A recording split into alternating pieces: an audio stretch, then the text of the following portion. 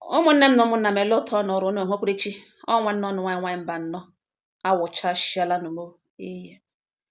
Ụmụnne m o nwere ihe nderende m dere wepụtara ụnụ n'abalị ole na ole gara aga wee kwuo ụnụ nkwa na aga m ewepụta vidio ya full vidio wee kọọ ihe merenụ n'otu o siri mee. Ụmụnne m ọ ya wụ akụkọ ka m bịara ebe a taa igbo tọwara ụnụ n'ihi na ọ na-adị mma akọruo ege ruo. Esemokwu dịra nwanne na nwanne, mmezi dịkwara nwanne na nwanne. Anọ m na April 13th, otu nwanne anyị onye Imo steeti erichie out to me, dere m ihe ndere dege mee explain ihe ọ na-agabiga n'aka nwanne anyị nwoke onye Igbo anyị wụkwanụ onye Anambra, Igbo wotu. Ya wee gaa n'ihu gwa m sị nwa mba nọ na m ledele ihe nwanne ya nwoke ya na ya abụọ nọ na Istanbul, Turkey, ihe o mere ya wee kọwawa sị m na ya emitiri na church Redeemed Christian Church of God na Istanbul ebe ya gara ikpere Chineke. Aha logistics company akwanụ Sunrise na Istanbul. Ọwa assistant pastor na Redeemed Christian Church of God. So ruo ka chọọchị gbasa ya ga-emitie ya si ya na ya ga-alike iji uzu logistics company ya zụọ ihe ndị a chọrọ ibula Nigeria, ya ga-eji rụtọ ya ga-eti n'ụlọ ya rụga.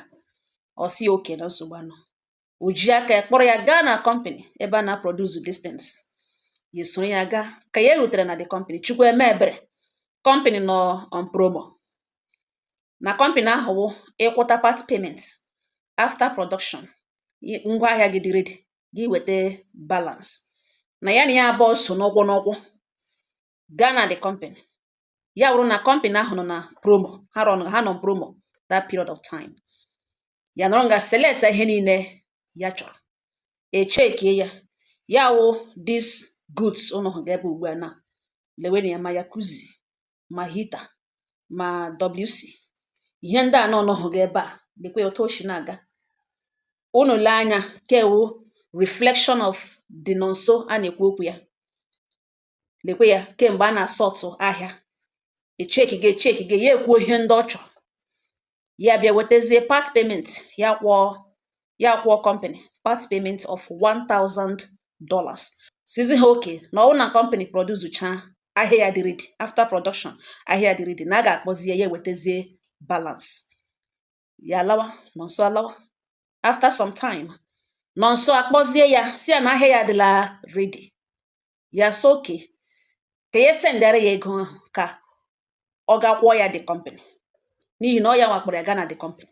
Ka ya sendere ya ego ka ọ kwụọ the company so that company ga-ana ya shipping informations. Ya wụ na ọ ya nwa wụ nọnso ga-eji his own shipping company name ka a ga-eji ebulata the ahịa.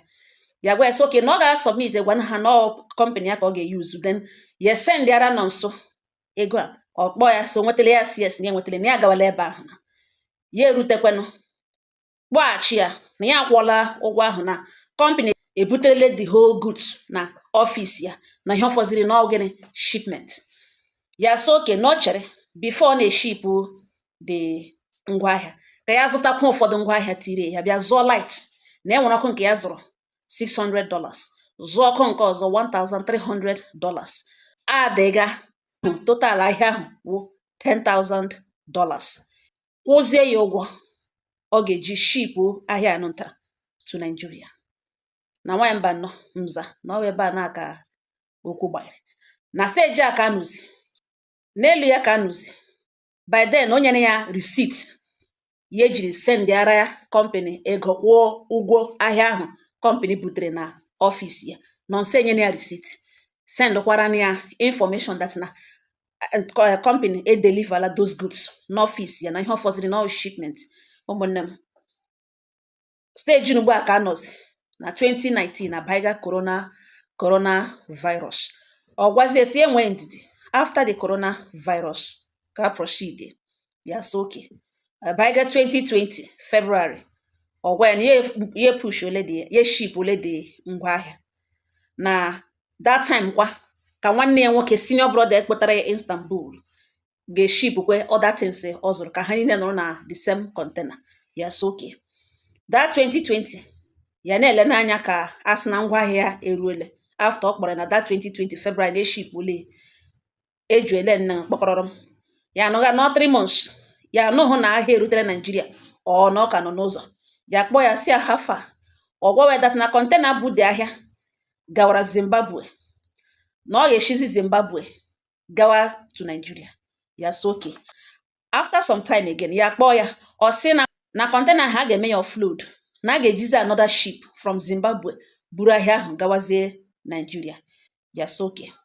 Anọ hakwa after some months ya kpọkwa ya sị hafa ọ gwazie na the ship nwere problem. Ship bụ the container nwere problem. Mgbe nke ejiri suspect na something dị wrong. Na ihe gara wrong ka ya chọrọ ịchọpụta. Ya ebido investigation ya. Bido proper investigation. Mewe investigation ya ọfụma. Bịa chọpụta Chukwuemebere na o yoriri ya ego. Na ya spend a lot of money. Were nweta phone number elder brother nọ nso a na-ekwu okwu ya. Ya kpọọ ya nwanne ya nwoke nọ na Nigeria. Na the man were a decent minded man. Ọ naghị support ihe ọjọọ. Ya kpọọ ya si ya biko na ya ji shipping company nwanne ya na ya abụọ nọ n'Istanbul were tụlata ahịa. N'ọsọ ahịa ka ya onwe ya n'okwu na container ahụ. Na-ele ihe ele information onye ga-gbasara such container. Nwanne ya nwoke agwawe si enwe ihe dịka such container bataga na Nigeria. Na enweghị such container. Na enweghị ahịa ma ọfọ nke ya enweghị ahịa nabata Nigeria. Iwe wee nwanne ya nwoke ahụ. Ọ sị o chere ka ya kpọọ nwanne ya nwoke. Ya kpọọ nwanne ya nwoke enweghị ọ gwara ya na ihe otu o si ya shikwute. Leta ka ọ bịa gwawe si ya gwale na ya sort onwe ya mara ihe megenụ. Na ya na-agwa ya that na enweghị any container nwanne ya nwoke nọ nso sendga to Nigeria. Na mgbe ọ na-esend container ya na-aga receive na ya na-enye ya first hand information ya na-aga maka ya na enwebeghị any container dị otu ahụ ya nọrọ na kemgbe 2019 ruo now na enweghị ofu mkpụrụ container bịaga from his name. Ike agwụ ya. Ya nọrọ nga na merekwa investigation ya gaghachi back to the company. Chọpụtazie that na ego ahụ ya sendere nọ nso na ọkwụghị ya company. Onye ahụ company ego ahụ. In fact ahịa ahụ o burughị ya. Mana onye na-receipt that na yes na ya nwanyere $9,000. Ya nwanyere company $1,000. Ya nwa receive the balance. Mana ihe n'oge ahụ ga-eburuzie na the company wo ngwaahịa n'ihi gịnị onye ehe ego ahụ. Then ọkụkwa ya zụrụ ndị ka ya zụrụ ikpeazụ a ga-ebulatara ya na ihe ndị a ya zụrụ. O were ọkụ ndị ahụ rekwe ya were go wee na-akpa. Bido post wee na ọ na-anọkwa sometimes mgbe ya na-amatabeghị ihe mere na ọ bịakwa bịa na ya ego. Ọ bịakwa bịa borori ego. Ọ bịakwa bịa borori ego ndị o nyere ndị n'onye. Ụta ka ya na ya bụ oshi nụrụ. Ya amakwanụ na-elekwa n'anya na ngwaahịa ka o rute ka enwe ike rọtọpụ ụlọ ya rụga. Otu aka ihe a shi na-eme steji aka dozi mpa ya nwụọ. Ya na-agwa ya si ya biko na ya gbarịa na findings ya na-achọpụta na awụ na that balance ego ngwaahịa na ya zụrụ na onyeghị ya company. Na ya biko refund ya ego ahụ ọ ya ebi ya ngwaahịa. Mgbe ya zụchiri ihe ndị awụ mgbe company run ga promo ihe ndị adịla more expensive now. Na ya ga-azụọrọ ya ahịa na ya abụọ mere agiri na ya nyere company $1,000. Nye agba balance of $9,000. Onye kwene ya receipt paid but not delivered. Na ya biko biye ngwaahịa ya kwụrụ ụgwọ ya. Na nwamba nnọọ mgbe ọ bịara hụ na ya amatala ya chọpụtala enwezie anyway around dribbling. Ọ bịarịọwazie ya si ya nwee ndidi na ya ga-azụ dị ahịa na ya ga-akwụ dị ụgwọ. O were story ka abịa taa. O were story ka abịa echi. O were story ka abịa taa. O were story ka abịa echi. Emechaa ọkpọzie ndị ga-abịa ịrịọ ya. Na since 2020 o bido ịgba ọta ọchọkwa n'ofu onye kpọọ emewe conference ọ bịarịọwa na si nye 2 months si nye 3 months na enyegidere this man 2 months nyegidere 3 months. And ọ na-arụkwa n'ọrụ. O megakwanụ nke ọ na-eme sikwa n'oke ka ya wụrụ na ọ na balance ya pay kwụwa n'ụgwọ ahụ instrumentally. No way. Bikweni ya here. No way. O rụziri ngo mere ya bịa ghọtazi ọfụma na ọ kpacha anya chiri ego obi ya wụ na ya gbagide ya ụgwọ ahụ ike gwụ ya ya ghara.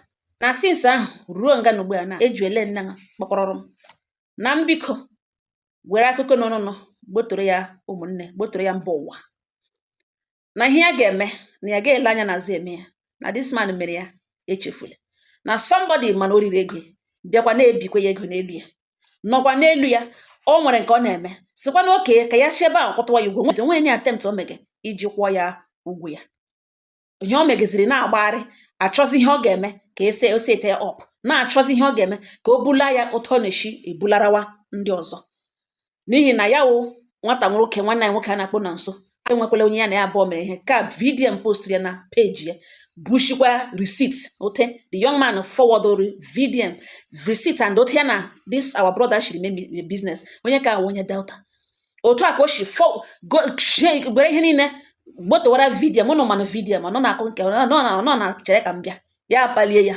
bupụtakwa ya they are now on it encounter this our brother nwekwara with onye Delta ọ pịachara onye ka ahụ atakpo set ya up ebulata ya na Nigeria ego ahụ onye ka ahụ kwụbekwa eke na according to this our brother instead ọ ga-eme ekewe move ịkwụ ya ụgwọ ya ọ na-agbagharị thinking that ye shazu ụlọ bata Istanbul na-achọ ọtọ ga-eshi bula ya ụtọ na-eshi ebularawa ndị ọzọ mana by the special grace of God ya eji akwụkwọ ya eji papers ya and ya mege legit business na ya na ọfụma na ya hụchara every move niile o mege ọ wọkọrọ ya now kwụkwa na ya ụgwọ ya mba ihe ọ nọwa every time ya kpọ ya si enye 3 months every time ya kpọ ya si enye 4 months every time ya kpọ ya si before ya mara oshi ebe obi gbalaga enwezi ebe obi na Istanbul na ya magi taa ka ọ na-amịarị n'ihi na ọ na-asụ Turkish language ọ ma the hotel ọ ma bad boys ọ ma good boys so na m were ihe na ugbo towara ya ụlọ ya bịa hụ ya na ya abụọ ido connection na Istanbul na ya ga-aga traditional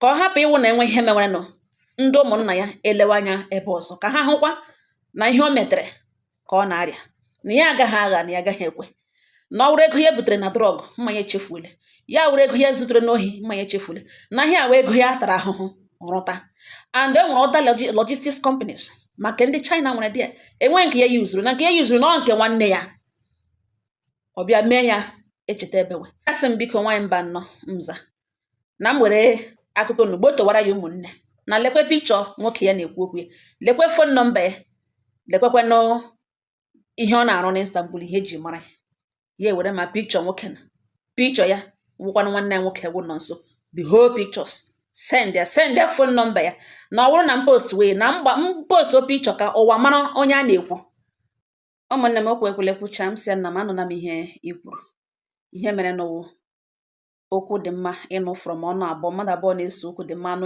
ebe enweghị mebiri emebi a na-agaghị ama otu a ga-eme ngwa sendịara m nọmba ya ka m kpọọ ya biko ka m nụkwanụ ọnụ oke ya marakwanụ plan o nwere ịkwụṅụ ụgwọ ya sị m oke mgbe m na-akọla anya kpum ya esendịa fon nọmba ma be mbido kpọwa nwanne anyị nwoke ụkwanụ nọ nso kpọga ya ọ naghị epik kpọga ya ọ naghị epik mbịa sendịara ya meseji si ya biko na enwere onye ripọtụrụ mata ya enwekwara na ihe onye ahụ chọrọ ka m mere ya mana achọbeghị m ime ihe ahụ till m anụ from him marakwanụ ihe o nwere ikwu ya bịa reply ya m na ọ ga-akpọghachi m ya akpọghachi m the next day m gwa ya ihe nwanne anyị nwoke wetakwara na mata ya otu o shiri ka ọke ya onwe ya asị m na ọ wụghị otu ahụ ka o shiri mee na ahịa ahụ nwere otu ahịa ahụ nwere problem na ahịa ahụ kwue kọwaa onye m ihe bara uru m jụọ na ahịa nwere problem na the ship sinkị ka ọ gịnị ya sị m no na o nwere obere problem na ya gwala ya na ya ga-abalansị ya ego ya mana ọ wụrụ mmadụ na ego anaghị anọ si ya nwanne m nwoke ya sị hapụ ịgba olu n'ihi na o sendarala m evidence ihe gịnị ya abụọ mere n'otu onu shiri mee anọ m ebe a for peace mụnwa Igbo ka m na-asụ ya nwa were okwu bịa Igbo onye Igbo anyị gị na onwe ṅụ onye Igbo anyị Igbo otu ọ dị mma ihe memere eji akpọ ya nwa mma ihe m chọrọ ịmawo iji ụgwọ gịnị abụọ inwere ego ị nidiri balansị ya ọsọ total ego ya nọ n'aka $10,000 ọ gụchala otu isi jide ya ụgwọ ihe ahụ o kwuru ọ wụ otu o shiri mee ya sị m na ya gwago ya na enye ya time ka ya kwụọ ya ụgwọ m si oke ele na ụdịka time ị nidiri n'ihi na ị mere mistake ọ bụrụ na enwere ote mmadụ si nye gị ego were zụpụta ihe ọ gị were ego na mere ihe dị otu a gị rie the money or gị use the money for your own pressing need. But then, ị kwesịrị inwe plan on how to refund the money, on how to pay back, or on how to buy those goods. Kemgbe 2019 rute nga n'ugbu a, ọ bụrụ na ị na-ewepụta every month gị wepụta obere ego godo $200, $300, mara na e nwere onye iji ụgwọ ego gbara ọkpụrụ. From 2019 ruo nga ugbu a na mma ịkwụchana ụgwọ ahụ. Isi na iji mmadụ such amount of money kemgbe ahụ rute nga $1 nwebe nke i nyere onye ahụ. Na ọ naghị aṅa ego na gị gaa na company ebe ahụ ikpere ga ya kwụrụ ụgwọ na gị ga-azụchiere ya ngwaahịa. Ị gabekwe na ọgodo otu a ngwaahịa ahụ shiri o buru ibu. Every month gị ga-azụpụtakwa n'otu, every month gị ga-azụpụta otu, mma ịkwụchana. Ọnụkwanụ hụ adị mma. Ya sị m biko na ya mere understand. M si ngwa ihe mere n'ụwa. Olee plan, olee ihe ị chọrọ? Gwa m plan ị nwere iji kwụọ ya ụgwọ ahụ. Ya sị nyetụkwuo ya time. M si ya, how much time do you need? Ya sị m na ya neediri asị nye ya at least 1 month. M si ya check onwe ya ọfụma. 1 month. Ihe ị na-eme hụ since 2019. Ị ga-eji 1 month eme ya. Achọm ka o stress anya, achọm ka o buo aka. How much time do you need? Ya sị m okay. Si nye 3 months ka ya kpakọ onwe ya ọnụ. M sị 3 months ọ dịrị enough? Yes. Na within 3 months na ya ga-akwụ ụgwọ ahụ. M sị elee otu ị ga-esi akwụ ya. Ị ga-enye ya cash ka ị ga-azụchiere ya ahịa ya. Ya sị na ọ chọọ cash na ya ga-enye ya cash. Na ọ chọkwana ka ya zụchiere ya na ya ga-azụchi ya. M wee gwa ya sị ihe mere n'ụwa. You will go for cash. Gị gaa ka ị zụwa ahịa ahụ. Ahịa ahụ nwere ike ọsọ ihe awa ahịa ọ zụrụ na mgbe ahịa company mege promo. Gị gaa now, price eji zụ ya 2019 nwere ike ọ gaghị awụ price ị ga-azụ ya now. Ihe ị ga-emewo, a ga-enwe conference call. Erute na that conference call, m ga-arịọ on your behalf. Kwuo na ị ga-balance ya ego ahụ. Ọ wụrụzie ha ụtọ within that 3 months, iji chigodo ike weta $7,000, aga m arịọwa ya si ya naragodo. Mana ị ga-eti uju dị very very serious na ihe a na-eme. Abịakwa m ebe a, that young man na-waste ya oge too much. Nga ọ gbago ụgwọ ahụ, abịakwa m iso ya bịa waste ego oge. Mana ofu ihe doro m anya wụ aga m arịọ ya na ụdị m ga-eji rịọ ya for that 3 months ahụ isinye gị. Now, after the conference, ka I mara the next thing to do. Ya sị m okay. Ya ekelecha m. Ụmụnne m etile nụnụ conference call. Ya akpọtakwa onye ọzọ. Enwere another person na onye ka aha asọ nọ na kemgbe 2 years. Every time akpọ ya conference call. Ọrụ ya wụ nọ nso na-arịọ onye nke a na-aya ọka na-enwebe ebe ha mere arrive at. Ka erutere na the conference call, nwanne anyị nwoke nwekwanụ onye nwe ahịa si ya na-anaga ego, si ya zụchiere ya ahịa ya, na ya zụchiere ya ahịa na ihe ya ma na ọwa ahịa kwa na ọ ga-enye ego, na ọ ga-enye ya ego ya outrightly $1 aga hapụ na ọ ga-akwụcha ya na condition. Onye ka eweta condition ya onwe kwanụ sinyegodi ya next week ka ya were gaa na company mara ihe ahịa nọ, marakwana otu esi azụ ya, marakwana production company nwere. Enye ya 1 week, ọ nara abaiga 2 weeks. Mgbe ọ gara ga sọtụcha dị ahịa, weta list. Nwanne nwoke sa ahịa ahụ ezughị ezu na enwere ihe ndị o wepụrụ. Send ahịa gwara ya pictures ote ya na ya bụ ọchịrị zụ ahịa. Ya alaghachiwa hakwa na company ga-emewe amendment, return all those things o wepụchiri from the list. Now company ya bịachi na company sa ga-ebido production next month ya. Emecha ihe niile. After the conference call, eme agree that na ye were 3 whole months. Ebe company ga-eme bibido production next month. Ka ya gaga ego so company dị ready. Mgbe ya na-akwụcha n'ụgwọ achọla akwụla company ụgwọ 3 months na ọ dịrị enough. Ọ ihe mere agree na that conference call. Onye ọbụla lawa. Even though na nwanne nwoke bịara bịa sịkwa 3 months chamsi na m ime ihe bidoro kemgbe 2019. 3 months a ga-egbu m. Ya so okay. Ụmụnne m emechana conference call ka ha aga. Ọ ya ka nnọtụkwa mkpọ ya sị ime ka igekwe nkwere progress otu ọbụla o shiri dị. Ya sị m yes, na emecha ka ọ gwa m ihe ọ na-agata. Ọ gaghị agwakwa m ihe ọ na-agata. Ọ gaghị egwakwa m, enweghị any move, enweghị nothing, enweghị information m na-enwetakwa from him. Mmechakwa m akpọ ya sị hafa ama m na ihe gaga n'otu eshi ya godo na ozughị ezu. Ole ọbụla ịkwụrụ ụgwọ ya dị. Ịbịa sị na lekwe nga ịgbarakwụta ụgwọ, I will still beg him on your behalf. Enyekwa more time. Yes, okay. Emechakwa the same person ọ na-akpọ na join na that conference call. Yeah, engage 3 of us apart from this particular nwanne anyị nwoke na Ugbonu eji ụgwọ, ọ onye na-anọghị na that conference call. Anyị atọ bịara bịa ha udo. Mgbe aka m ji banwere si alekwa anya ese anakwa m agbakwa egwu kpoju kpoju, ị ga-eji ike tigo uju. Onye nke ahụ ebido banwere ese ọkwa mana o ji ya ụgwọ, ọkwa mana o ji ụgwọ, just that ya wụhụ ya na-enye nsogbu, ya na-ewere ihe niile nyefee Chineke n'aka.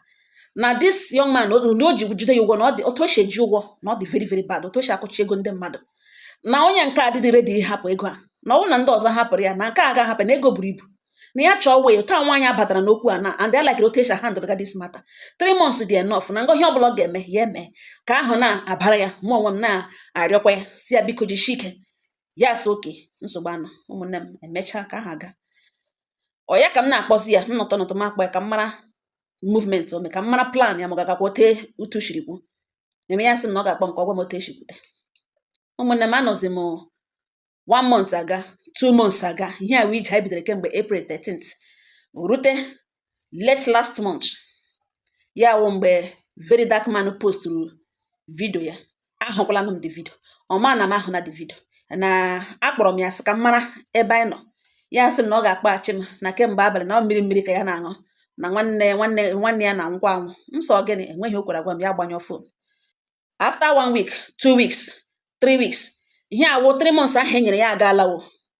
Mkpọ ya again ka m mara ebe akwa ọ naghị epikzi kọlụ m. M sendịara ya meseji si ya na is obvious na ịchọghị ịkwụ ụgwọ, enwekwana ha any plan ị nwere ịkwụ ya. Even though na agwara m gị na ọgọdụ na ozughị ezu, nke ọbụla ịgbara kụkọta weta ya forward ka a mara na imenwe na attempt ịkwụ ụgwọ a.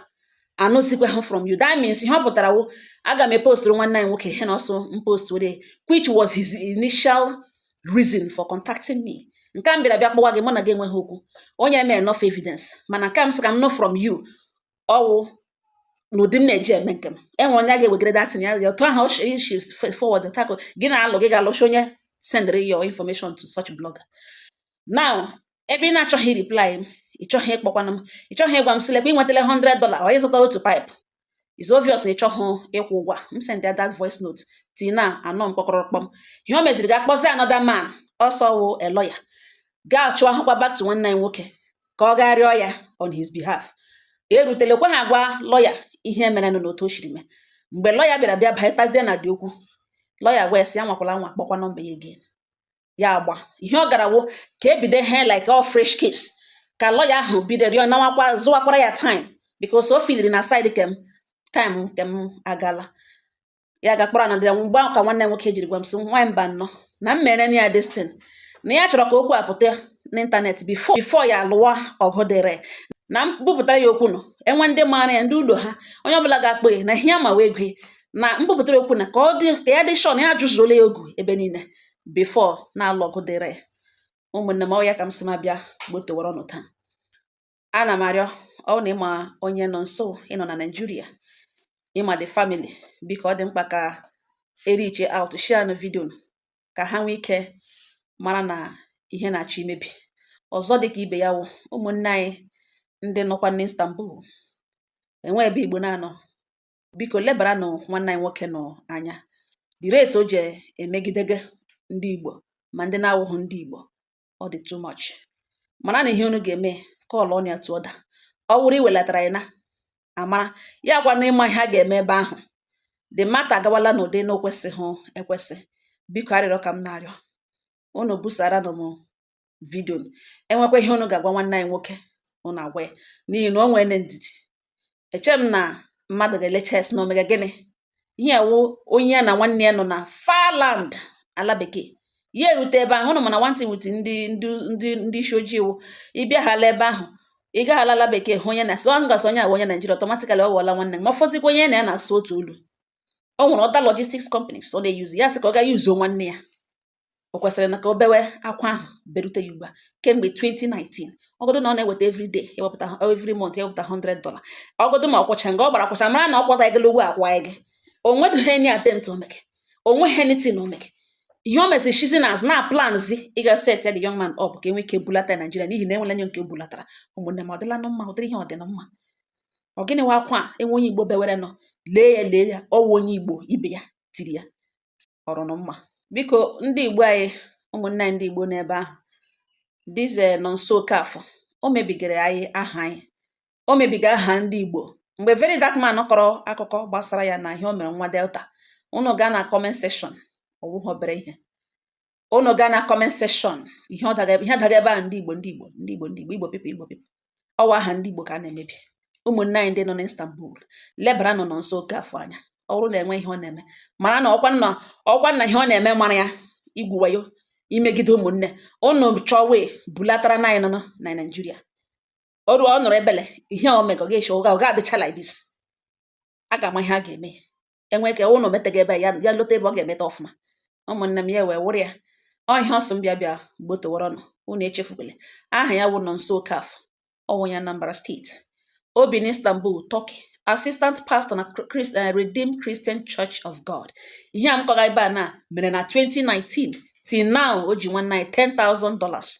O meghe any move any attempt ekwe. Ha emehụ business, enwe business ha mere buying and selling. Ọwụ ego ebororo. Ọwụ ha ahịa ọ zụrụ ya azụ. Ihe awụ ahịa ọ zụrụ na company. Bigezie nwanne, patronize nwanne, use shipping company nwanne ka o ji budata ya na Nigeria. Ọ ya ka nwanne riri ego. Rie change. Return ọkwanụ mba. Onye ri na ego na-eri ya eri. Iricha gị iji chere kwụ ụgwọ ije.